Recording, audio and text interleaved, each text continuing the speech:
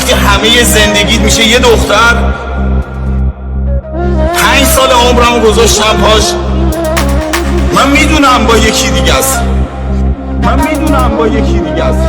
میدونم دیگه منو نمیخواد، ولی من الان دلم پر میکشه واسه اینکه یه بار دیگه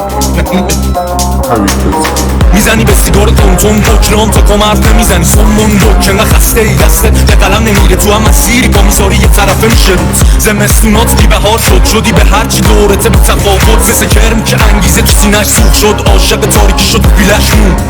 ریمیکس با